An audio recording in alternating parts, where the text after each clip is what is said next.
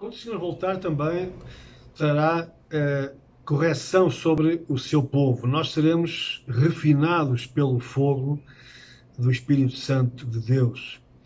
Isso faz parte também dos propósitos da sua vinda. O Senhor diz que quando vier, irá fazer passar o seu povo, por assim dizer, pelo fogo da purificação, para que nós sejamos íntegros. Diz a palavra de Deus que se nós pecarmos voluntariamente, depois de termos recebido o conhecimento da verdade, já não resta mais sacrifício pelos pecados, mas uma certa expectação horrível de juízo e ardor de fogo que há de devorar os adversários. Quebrantando alguém a lei de Moisés, morre sem misericórdia, só pela palavra de 2 ou 3 testemunhas. De quanto maior castigo cuidais vós, será julgado merecedor aquele que pisar o Filho de Deus e tiver por profano o sangue da aliança com que foi santificado e fizer agravo ao Espírito da graça. Porque bem conhecemos aquele que disse: minha é a vingança, eu darei a recompensa, diz o Senhor. E outra vez diz: o Senhor julgará o seu povo. Horrenda coisa é cair nas mãos do Deus vivo. Portanto, o Senhor virá para separar o joio do trigo. O joio será tirado do meio daquela chamada igreja, dessa cristandade, dessa mistura que vai crescendo até à colheita final.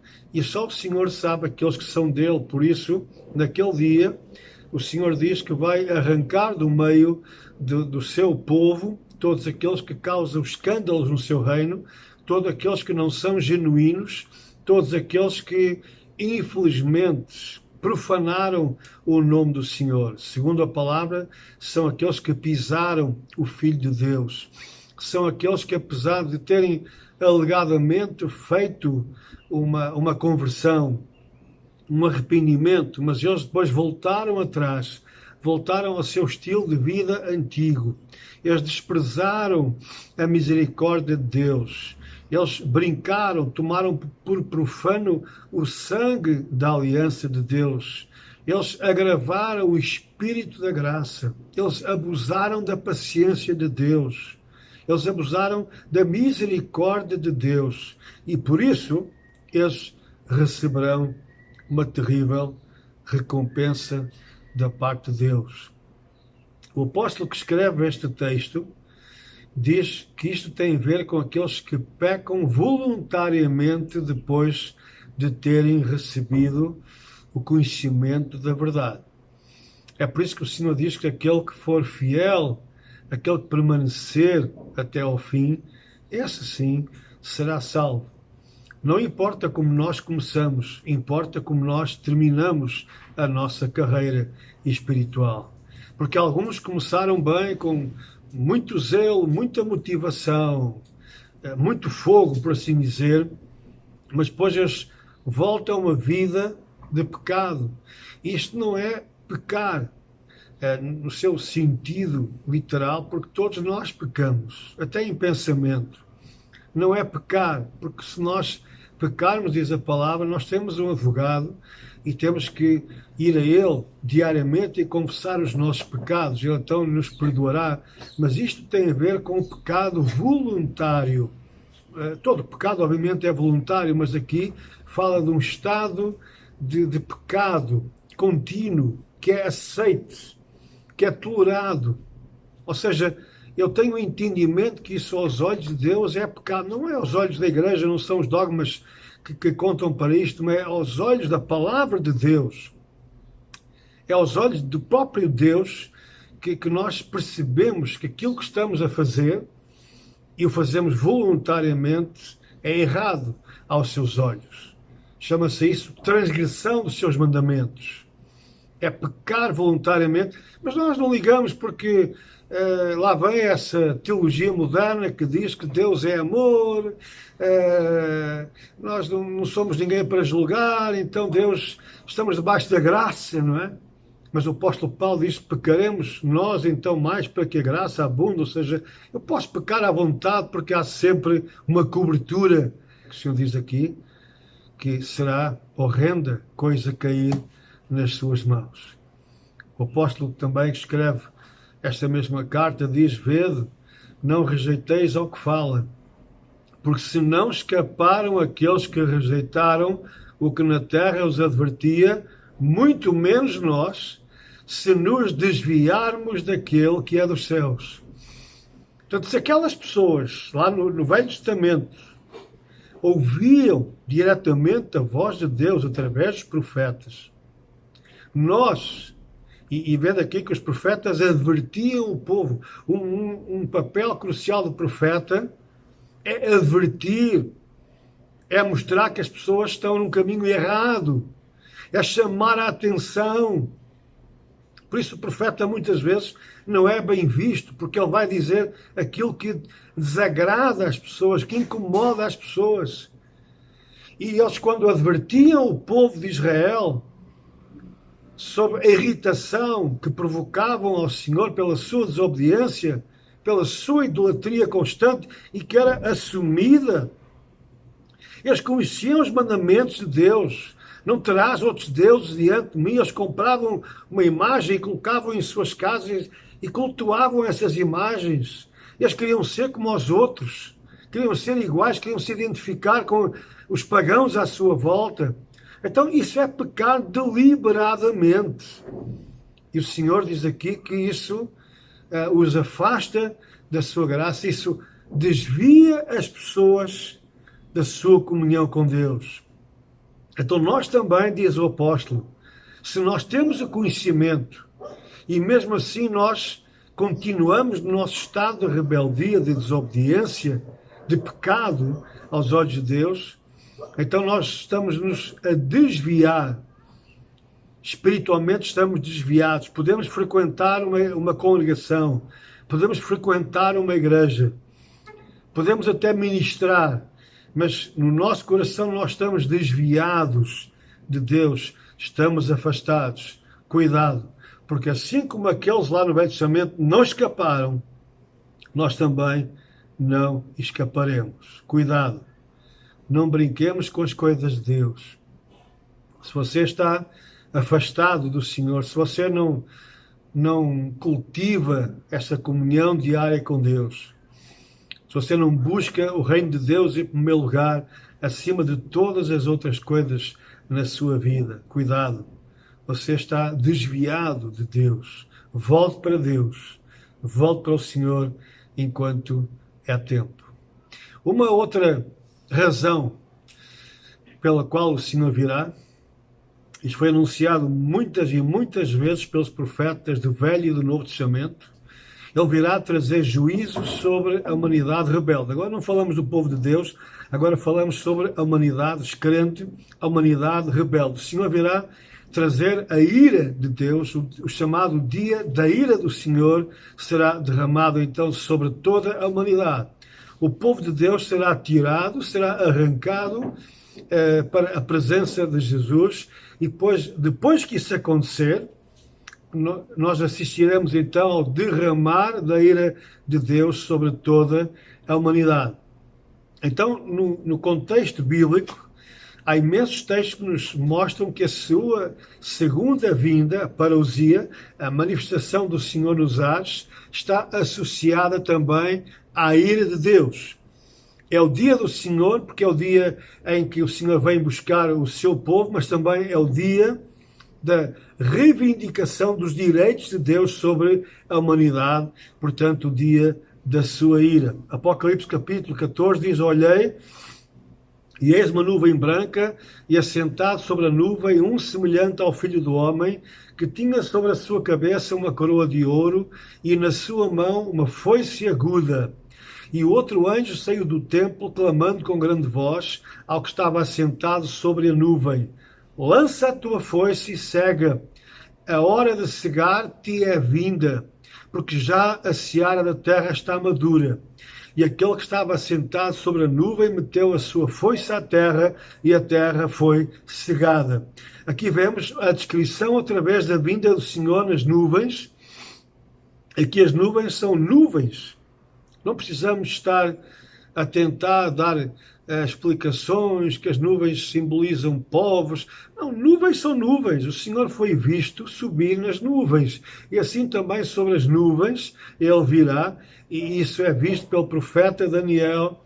O próprio Senhor Jesus disse que viria com as nuvens. O apóstolo Paulo também nos fala sobre isso em Coríntios, em Tessalonicenses. Agora também o apóstolo João, no livro da Revelação do Apocalipse, diz e mostra que ele virá numa nuvem branca, assentado, por assim dizer, e o seu trono virá sobre as nuvens, e então ele será visto também com uma foice aguda nas suas mãos. Isto quer dizer que ele virá para julgar. Diz o apóstolo João também, no capítulo 6, e quando ele vier, o céu retirou-se como um livro que se enrola, e todos os montes e ilhas foram removidos dos seus lugares. Isto é, exatamente no dia da vinda do Senhor. E os reis da terra, e os grandes, e os ricos, e os tribunos, e os poderosos, e todo o servo, e todo o livre, se esconderam nas cavernas e nas rochas das montanhas, e diziam aos montes e aos rochedos: caí sobre nós, e escondei-nos do rosto daquele que está assentado sobre o trono e da ira do Cordeiro, porque é vindo o grande dia da sua ira, e quem poderá subsistir? Isto é exatamente a comprovação daquilo que já tinha sido falado pelo profeta Isaías, no capítulo 2. Ele refere-se exatamente a esse mesmo dia, a essa mesma situação que o mundo incrédulo irá enfrentar para seu terror. Entra nas rochas, esconde-te no pó do terror do Senhor e da glória da sua majestade. Os olhos altivos dos homens serão abatidos e a sua altivez será humilhada. E só o Senhor será exaltado naquele dia, porque o dia do Senhor dos Exércitos será contra todo soberbo e altivo, e contra todo o que se exalta, para que seja abatido. E a arrogância do homem será humilhada, e a sua altivez se abaterá, e só o Senhor será exaltado naquele dia. E todos os ídolos desaparecerão totalmente. Então os homens entrarão nas cavernas das rochas e nas covas da terra, do terror do Senhor e da glória da sua majestade, quando ele se levantar para assombrar a terra. Naquele dia, o homem lançará às toupeiras e aos morcegos os seus ídolos de prata e os seus ídolos de ouro que fizeram para diante deles se prostrarem. E entrarão nas fendas das rochas e nas cavernas das penhas, por causa do terror do Senhor e da glória da sua majestade, quando ele se levantar para abalar terrivelmente a terra. Deixai-vos do homem cujo fôlego está nas suas narinas, pois em que se deve ele estimar. Aqui está o profeta Isaías a revelar exatamente o terror que as pessoas irão sentir, porque elas sabem que é o dia da ira do Senhor. Eles vão pegar nos seus ídolos e vão atirá-los para fora, porque afinal eles viram que aqueles ídolos nos quais eles confiaram, aquelas imagens de escultura diante das quais eles se prostraram, de nada lhes vão servir naquele dia. Afinal, eles foram enganados e vão lançar isso aos bichos, aos animais, e vão tentar resolver a coisa de uma maneira ou outra, mas será tarde demais, porque já não haverá mais tempo para conversão, não haverá mais tempo para misericórdia da parte de Deus. É o tempo da ira do Senhor. Isaías também nos diz: eis que vem o dia do Senhor horrendo, com furor e ira ardente, para pôr a terra em assolação e dela destruir os pecadores. Porque as estrelas dos céus e as suas constelações não darão a sua luz. O sol se escurecerá ao nascer e a lua não resplandecerá com a sua luz. E visitarei sobre o mundo a maldade e sobre os ímpios a sua iniquidade. E farei cessar a arrogância dos atrevidos e abaterei a soberba dos tiranos. Farei que o homem seja mais precioso do que o ouro puro e mais raro do que o ouro fino de Ofir. Por isso farei estremecer os céus, e a terra se moverá do seu lugar por causa do furor do Senhor dos Exércitos e por causa do dia da sua ardente ira. O apóstolo Judas também nos descreve exatamente esse dia, dizendo: e destes profetizou também Enoque, o sétimo depois de Adão, dizendo: eis que é vindo o Senhor com milhares dos seus santos, para fazer juízo contra todos e condenar dentre eles todos os ímpios por todas as suas obras de impiedade que impiamente cometeram e por todas as duras palavras que ímpios pecadores disseram contra ele. O profeta Sofonias diz-nos: o grande dia do Senhor está perto. Sim, está perto e se apressa muito. Amarga é a voz do dia do Senhor, clamará ali o poderoso. Aquele dia será um dia de indignação, dia de tribulação e de angústia, dia de alvoroço e de assolação, dia de trevas e de escuridão, dia de nuvens e de densas trevas, dia de trombeta e de alarido contra as cidades fortificadas e contra as torres altas. E angustiarei os homens que andarão como cegos, porque pecaram contra o Senhor, e o seu sangue se derramará como pó, e a sua carne será como esterco. Nem a sua prata, nem o seu ouro os poderá livrar no dia da indignação do Senhor, mas pelo fogo do seu zelo toda esta terra será consumida, porque certamente ele fará de todos os moradores da terra uma destruição total e apressada. O Senhor tem um dia marcado para derramar a sua ira. Será um dia de indignação, um dia de tribulação e de angústia, um dia de alvoroço para toda a humanidade. As pessoas tentaram a morte, tentaram fugir desta realidade, mas não conseguirão, porque é o dia do acerto de contas.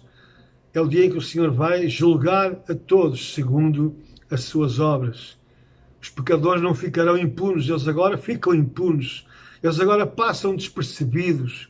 Eles agora cometem atos indignos, vivem vidas imorais, vidas de rebeldia, vidas de pecado e passam impunes. São até aplaudidos, são elogiados e nós olhamos e dizemos: mas que grande injustiça. Mas espere, meu irmão, chegará o dia deles. Nada é oculto aos olhos do Senhor. E Deus é justo em tudo aquilo que Ele faz. Então, no seu dia, no dia do juízo, Senhor, tudo isso virá à tona, porque Ele conhece as obras de cada um. Será um dia de indignação. E todos os homens irão sofrer a ira de Deus. Todos, eu digo todos mesmo, porque o povo de Deus já cá não estará para sofrer a sua ira. Nós, povo de Deus, não somos destinados para a ira. Nós sofreremos a ira do anticristo, sofreremos a grande tribulação às mãos do dragão, da besta e do falso profeta, sim. O Senhor não nos tirará desse sofrimento. É importante estarmos preparados para sofrer em nome de Cristo, porque, como diz o apóstolo, se nós sofremos hoje por amor dele, nós um dia reinaremos com ele, reinaremos para sempre com o Senhor. Então, Paulo diz também sobre este dia, lá em Colossenses, ele diz: quando Cristo, que a nossa vida se manifestar, ou seja, quando Ele vir se manifestar, então também vós, os salvos, vos manifestareis com Ele em glória. Mortificai, pois, os vossos membros que estão sobre a terra, ou seja, a fornicação, a impureza, a afeição desordenada, descontrolada, a vil concupiscência ou a cobiça, a avareza, que é a idolatria. E diz o Senhor: pelas quais coisas vem a ira de Deus sobre os filhos da desobediência. Portanto, é por causa deste procedimento, da fornicação, ou seja, relações sexuais ilícitas aos olhos de Deus. Aos olhos do mundo tudo vale. Não há barreiras morais, cada um faz aquilo que acha melhor, Mas aos olhos de Deus há regras, há leis, há padrões de vida, há limites. O Senhor diz que tudo aquilo que for fora desses limites é transgressão, é pecado. E engloba-se aí então essa prática do mundo, daqueles que não conhecem Cristo, que vivem em rebelião contra Ele, que é a fornicação, a impureza, a afeição desordenada, ou seja, não há controle, a vil cobiça, cobiçam e querem levar a cabo a sua cobiça, a avareza, que é uma forma de idolatria. E o Senhor diz que é por causa dessas manifestações que vem a ira de Deus. Então Paulo diz, cuidado para que nós não caiamos no mesmo erro, senão também ficaremos sujeitos à ira. Portanto, cuidado para nós termos uma vida de mortificação, ou seja, de sujeição desses nossos instintos pecaminosos e que continuam dentro de nós. O velho homem, como Paulo chama, o velho Adão, ele continua dentro de nós. Ele quer manifestar-se. E se nós damos aso, se nós cedemos às tentações, então nós caímos na transgressão, caímos no pecado. Cuidado, porque é por causa dessas coisas, diz Paulo, que vem a ira de Deus sobre os filhos da desobediência. Deus espera de nós algo diferente.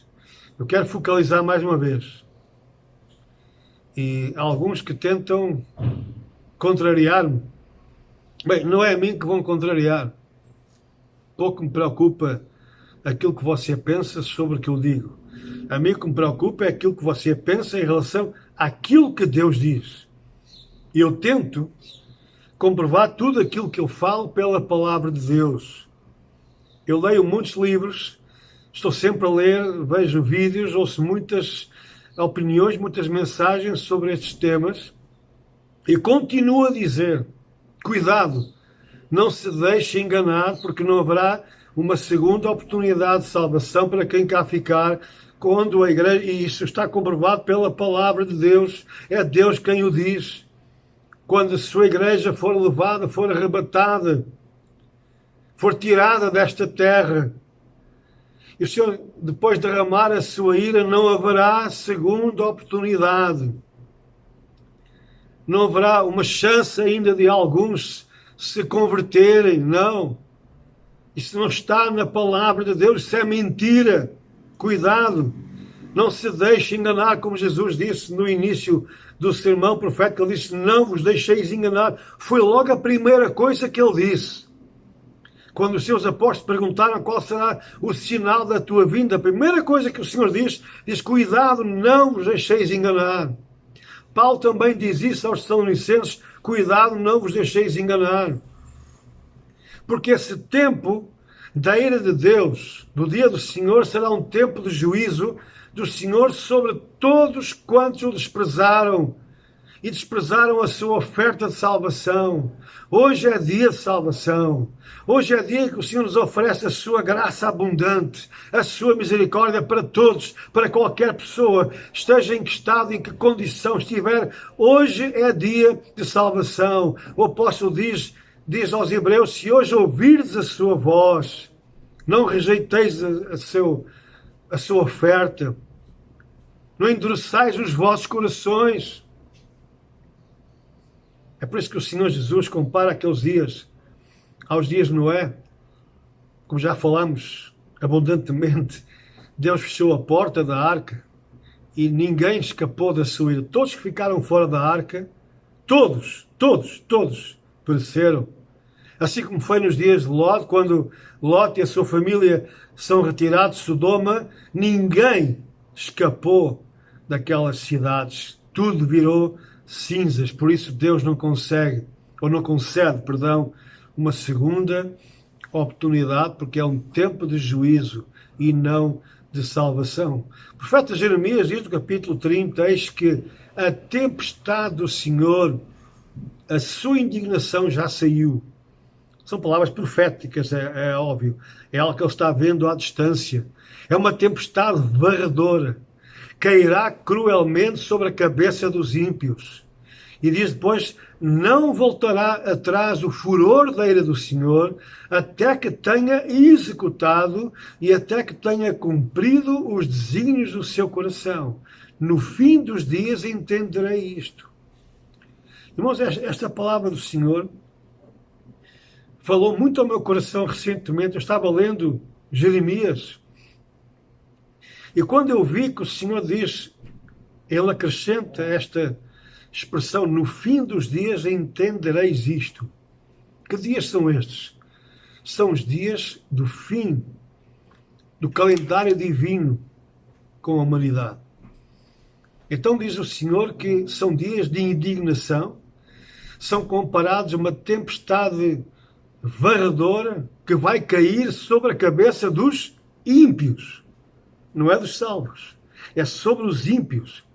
Mas diz aqui o Senhor também que ele não voltará atrás, ou seja, aquilo que ele tiver que executar, ele vai levar até ao fim, até que tenha cumprido os desígnios do seu coração. Meu irmão, isto foi anunciado pelos profetas. Ele diz que no fim dos dias entendereis isto. Nós estamos a ver os dias aproximarem-se. Estamos a ver o cálice de Deus quase a começar a ser derramado. E nós, quando vemos o que se passa à nossa volta, nós temos que dizer, o Senhor, quando derramar a sua ira, Ele é justo.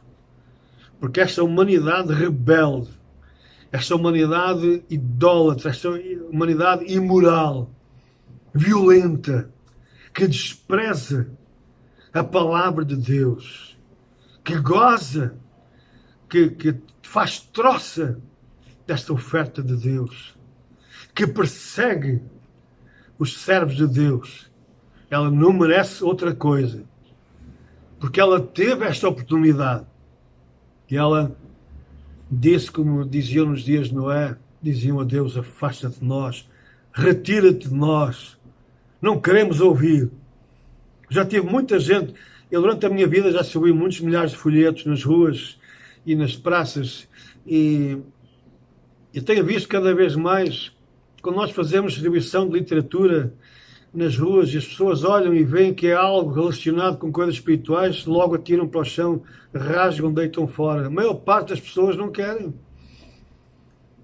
Eu sei que, infelizmente, muitas pessoas estão, infelizmente, vacinadas contra tudo que é religião, porque vêm os escândalos, vêm essas contradições nos meios chamados cristãos, maus testemunhos, maus exemplos, então eles fecham-se completamente e acham que é mais um enganador, é mais um que vem cobrar alguma coisa de mim.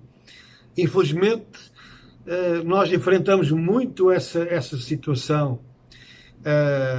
Mas há outras pessoas que pelo menos podiam ter alguma curiosidade, pelo menos podiam querer saber alguma coisa a mais, examinar, perguntar, questionar. E, graças a Deus, alguns, muito poucos. É uma escassa minoria daqueles que, de facto, buscam a razão da vida, o propósito da vida. Aqueles que se sentem infelizes, espiritualmente falando, e querem buscar uma solução, querem saber a verdade, querem ter conhecimento da verdade. Então, quando surge essa oportunidade, é como que aquela resposta aos seus anseios, às suas dúvidas. Então, sempre vale a pena distribuir literatura, oferecer calendários bíblicos, oferecer Bíblias, falar de Cristo, sempre semeando, porque alguma semente há de cair em terra boa. Mas nós sabemos que muitos que já ouviram, já tiveram a oportunidade de se converter tantas vezes. Veja que há pessoas que frequentam casas de oração. Eu conheço pessoas que andam há anos e anos a ouvir a palavra de Deus. Eu já me sentei em cadeiras de lugares onde a palavra de Deus é anunciada, ouvindo o pregador.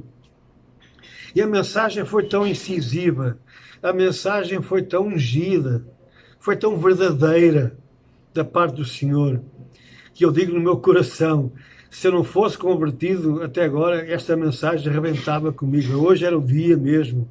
Eu fico tremendamente impressionado. O Espírito Santo fala, apesar de eu ser salvo já há bastantes anos, de eu estar em comunhão com Deus, mas aquela mensagem é tão penetrante, ela fala tanto do amor de Deus, ela fala tanto da misericórdia de Deus, que eu digo, como é que é possível alguém estar aqui a ouvir esta mesma mensagem e fechar o seu coração e continuar indiferente?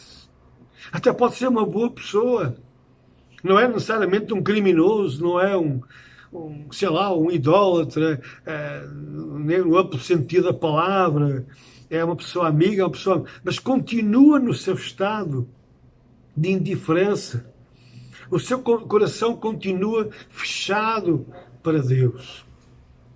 Nós temos que orar, obviamente, para que esses corações se abram, mas tudo depende do Senhor e também depende da pessoa. O Senhor disse, se hoje ouvires a sua voz, não endureçais o vosso coração. Ou seja, tem a ver com a atitude de cada um.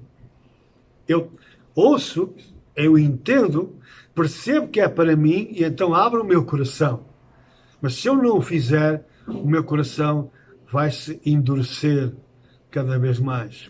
Como alguém disse, e muito bem, o mesmo sol que derrete a manteiga é o mesmo sol também que endurece o barro. Há pessoas que ouvem e percebem o brilho desse sol da vida, essa mensagem do Evangelho, essa mensagem libertadora, redentora, e eles com que se derretem, eles choram os seus pecados, eles se voltam para o Senhor, se convertem, mudam de vida, se tornam filhos de Deus. Mas há outros que ficam endurecidos, ficam rebeldes, ficam indiferentes.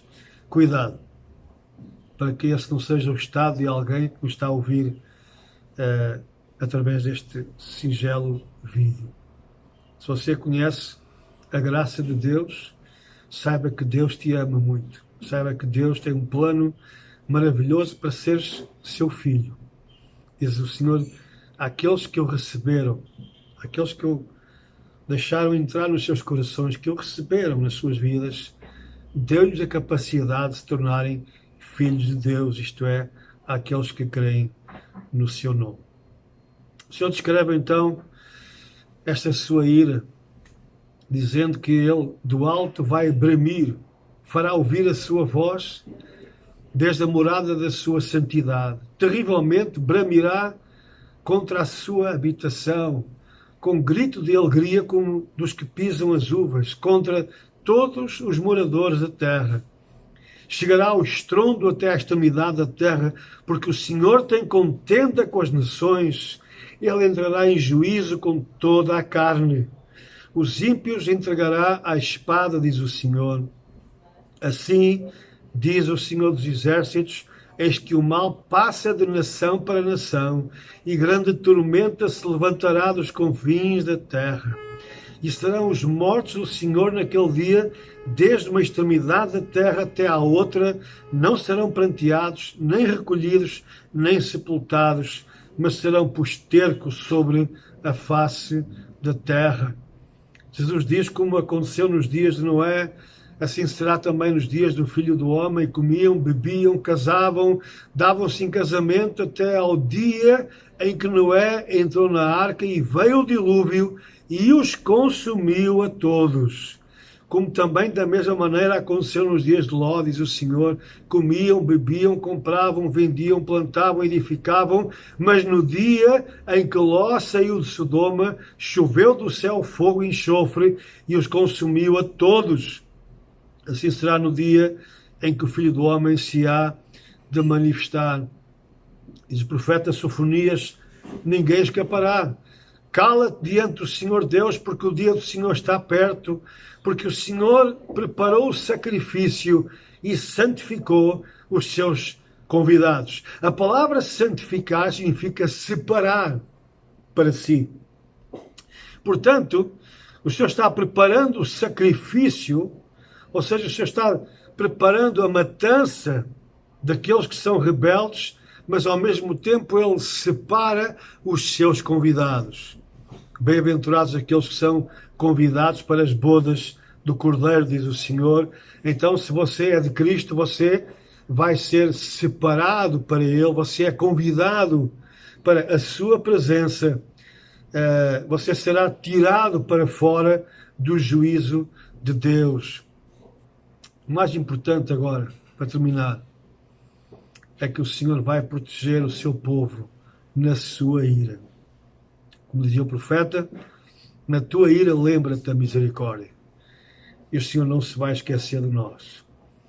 Embora estejamos sujeitos à ira de Satanás, não estaremos sujeitos à ira de Deus. O profeta Isaías fala-nos de algo que é maravilhoso.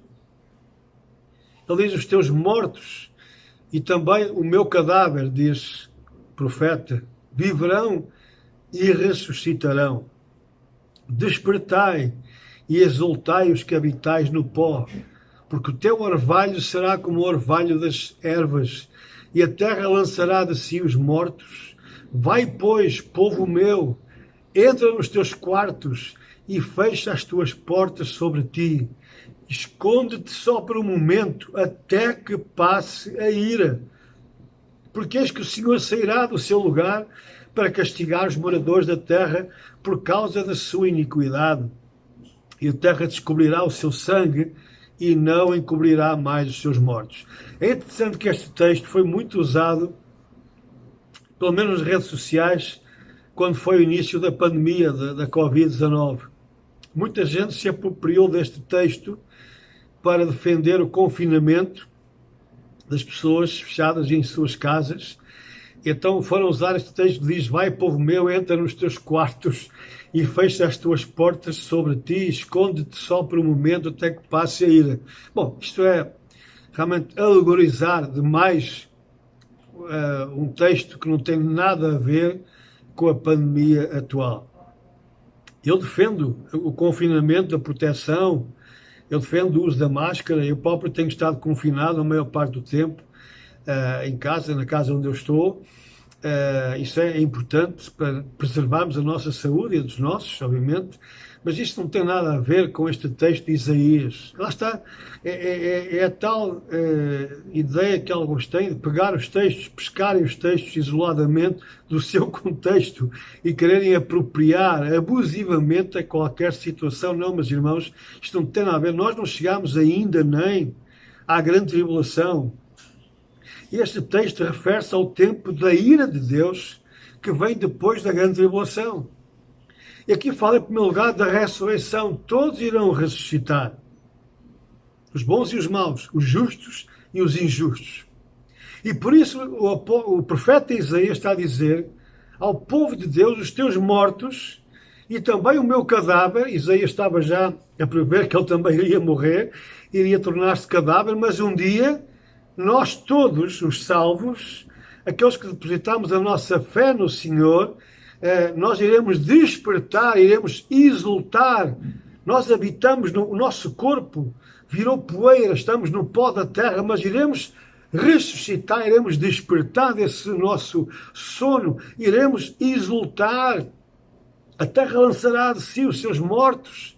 E então nós iremos entrar nos quartos. Aqui é uma linguagem que fala sobre a casa do Pai. Nós iremos entrar num lugar de refúgio, de proteção, e as portas serão fechadas. Nós ficaremos escondidos por um momento até passar a ira de Deus. Ficaremos protegidos, tal como a nação de Israel, os israelitas, no dia em que o Senhor passou o seu anjo da morte sobre todo o Egito, toda a nação do Egito, e todos os primogênitos, desde a casa do próprio faraó, até a casa do mais humilde egípcio, até os próprios animais, todos os primogênitos morreram naquela noite, exceto os filhos de Israel. Porquê? Porque estavam protegidos, estavam com a porta fechada, estavam resguardados, tinham a marca do sangue do Cordeiro aspergido sobre os umbrais da porta.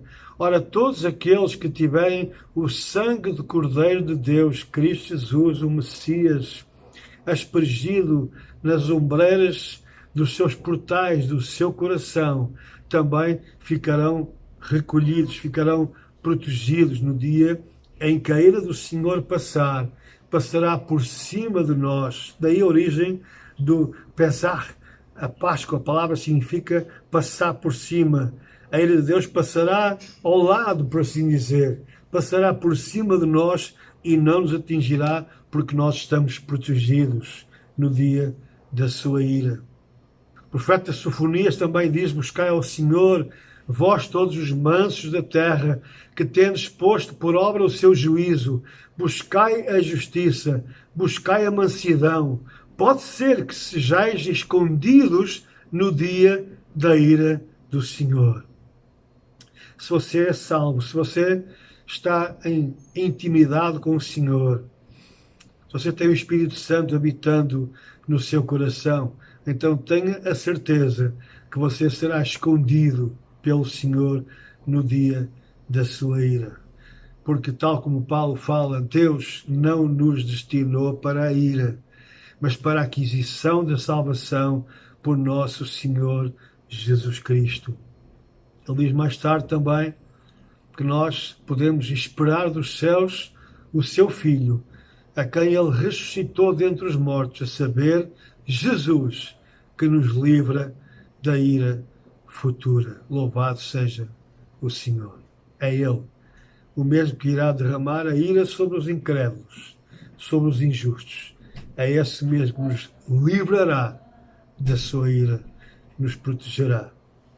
E se você vir no livro do Apocalipse, a descrição, são vários capítulos que nos descreve a ira de Deus, através do toque das 7 trombetas de Deus e do derramar das 7 taças da ira de Deus, você não encontrará uma única alusão à presença da Igreja ou dos santos na Terra. Você não encontrará uma única descrição, uma única, que diga que o povo de Deus estará presente durante esse tempo. Não há uma única alusão, porque a Igreja já cá não estará. Vamos separar novamente. Vamos ser claros. A Igreja estará durante a grande tribulação. E por isso todos os textos do Apocalipse que falam sobre a grande tribulação, que é a ira do Anticristo, a Igreja está presente. Não aparece a palavra Igreja, mas aparecem os santos de Deus, os salvos, os eleitos. É a mesma coisa. É a Igreja do Senhor. Nós estaremos presentes. Mas quando começa a descrição do derramar da ira de Deus, então deixa de estar mencionada a Igreja, os salvos, os santos, seja o que for. Porquê? Porque a Igreja aí realmente já cá não estará. Estaremos protegidos pelo Senhor. Que Deus nos abençoe e que nós façamos parte do grupo daqueles que o Senhor conhece, cujos corações já são dele, e que ele naquele dia virá recolher, buscar, e estaremos protegidos para sempre da sua ira, que será derramada sobre a terra. Mas eu quero concluir com mais um alerta dos meus. Eu sei que alguns até me acharão chato, cansativo, estou sempre a repetir isto, mas eu prefiro pecar por excesso do que pecar por ignorância. É que este tema da ira de Deus, que será derramado sobre a humanidade, sobre este mundo, e que é tão falado no Velho e no Novo Testamento, são capítulos e capítulos e capítulos que nos falam acerca disto que irá acontecer e que vai acontecer mesmo, porque Deus é zeloso por cumprir a sua palavra. Porque é que isso não é falado? Porque é que os pregadores não falam sobre este assunto? Não para aterrorizar as pessoas, não para meter medo às pessoas, levando a uma falsa conversão. Não é disso que se trata. Mas trata-se de alerta, avisar as pessoas, avisarem em amor, de que se elas não se converterem no tempo da graça de Deus, nos dias de hoje, elas ficarão indubitavelmente sujeitas à ira do Senhor. É bom que nós descrevamos o que é a ira de Deus, não é brincadeira. Ninguém que ficar vai escapar a esta condenação de Deus. Então, se o Senhor dedica tanto a nos informar acerca disso, é bom que nós transmitamos essa mensagem. O Evangelho não é só comunicar o amor de Deus, é também comunicar o juízo de Deus, a justiça de Deus. Amor e justiça andam juntas, andam de mãos dadas. E o autêntico Evangelho é aquele que anuncia o amor e juízo, graça e condenação. Se não aceitares a sua graça, ficarás sujeito, continuarás no teu estado de condenação e ficarás sujeito à ira de Deus.